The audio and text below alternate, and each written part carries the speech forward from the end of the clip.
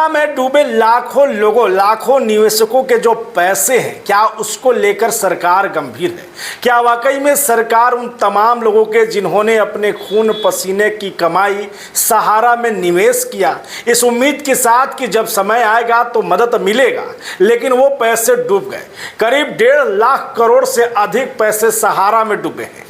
5 राज्यों के आंकड़े आपको बताएंगे कि कैसे है। सबसे अधिक बिहार के पैसे डूबे हैं, लेकिन अब तक इस पर कोई पहल नहीं किया जा रहा है। केंद्र सरकार, केंद्रीय गृह मंत्री अमित शाह के द्वारा दावे किए जा रहे हैं कि सरकार की तरफ से इस पर प्रयास किया जा रहा है। विपक्ष लगातार सरकार को इस पूरे मामले में घेर रहा है, कह रहा है कि कहीं ना कहीं ये गरीबों के पैसे थे, वो डूबे हैं। अब आप उस पर संज्ञान लीजिए। जहां एक तरफ सरकार के द्वारा कहा जा रहा है कि 10 लाख रुपए तक का रिफंड किया जाएगा, 45 दिनों के अंदर में रिफंड किया जाएगा, तो क्या वाकई में 45 दिनों के अंदर में रिफंड हो रहा है? और यहां तक कि सहारा ने कैसे 1.5 लाख करोड़ से अधिक रुपए लूटे, इस पर आपको हम बताने वाले हैं। उससे पहले आप बुलेट न्यूज टीवी देख रहे हैं और मैं हूं आपके साथ Rajpat. Narayana mission school, Naga Bigha road, Aurangabad, Bihar.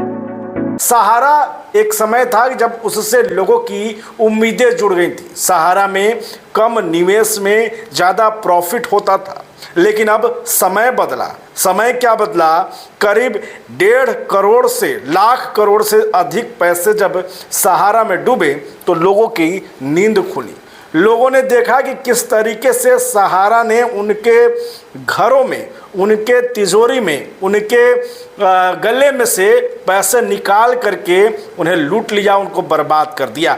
सहारा सबसे पहले कैसे लूटता था, सहारा कैसे पैसे रिफंड करता था, इस नज़रिए से भी देखें तो आपको बताएं कि सहारा दूसरों की तुलना में, यानी अन्य जो कंपनियां थी उनकी तुलना में ज़्यादा रिटर्न देता था। यही कारण था कि सहारा कई तरह के प्लान लेकर आता था जो आम आदमी को लगता था कि ये तो बड़ा आसान है और उसमें जमा हो जाता था। यानी कि डेली बेसिस पे आप पैसे उसमें जमा कर सकते थे, मंथली बेसिस पे जमा कर सकते थे, क्वार्टरली जमा कर सकते थे, एनुअल जमा कर सकते थे। एफडी जैसी बड़ी सुविधा जो है वो सहारा ने तब दे रखी थी। और यही कारण है कि एफडी में 12%, 11 से 12% का सालाना ब्याज देने का वादा जो है वो सहारा ने किया था।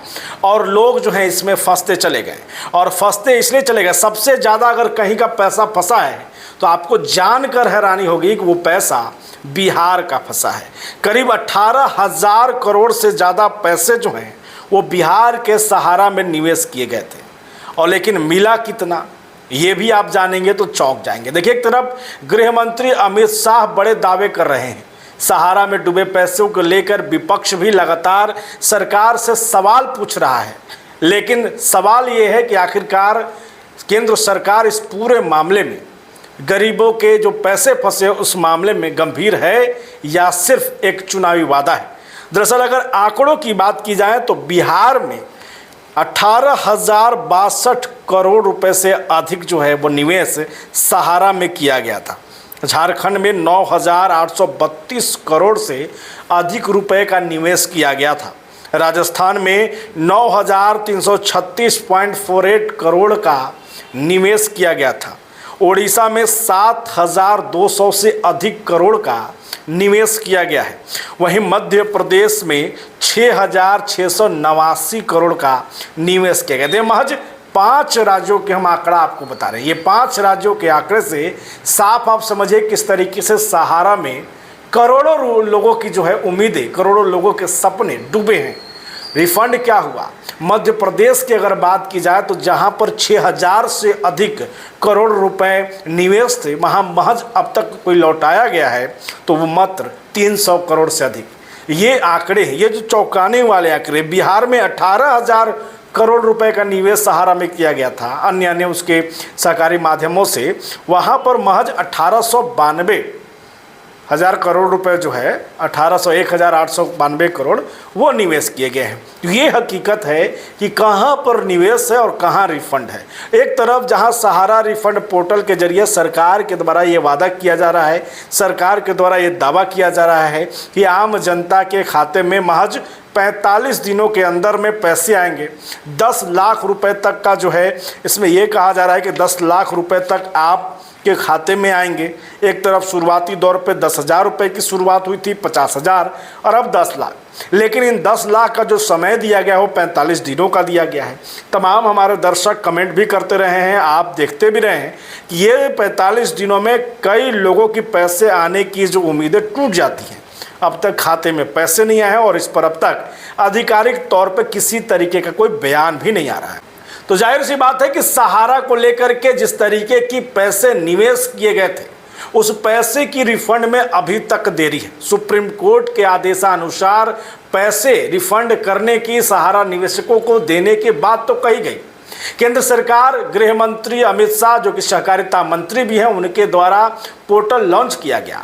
पोर्टल लॉन्च करने के बाद ये दावा किया गया, शुरुआती दौर पर 10,000, बाद में फिर इसको बढ़ाया गया, 50,000 रुपये की गई, उसके बाद 10 लाख रुपए तक की सहायता यानी कि 10 लाख रुपए तक का रिफंड की बात कही जा रही है। अब ये 10 लाख रुपए 45 दिनों का जो समय दिया गया था, इन 45 दिनों में हमारे तमाम दर्शक जो हैं जो कमेंट कर रहे हैं कि इनमें पैसे आ ही नहीं हैं। अब ऐसे में सरकार के द्वारा अब तक कोई आधिकारिक बयान नहीं दिया जा रहा है। जिस तरीके से लग रहा है जैसे सहारा निवेशकों के पैसे डूबे हैं, उससे सरकार को कोई लेना देना ही नहीं है। ऐसे में आप क्या सोचते हैं, सरकार की इस सुस्ती को लेकर के आपकी क्या राय है? क्या वाकई में सरकार सहारा निवेशकों के करोड़ों लोगों के उम्मीदों को वापस लौटाना चाहती है या सिर्फ एक चुनावी प्रोपेगेंडा बनाकर रखा गया है? अपनी राय ज़रूर कमेंट करें। फिलहाल बने रहें, देखते रहें बुलेट न्यूज़ टीवी।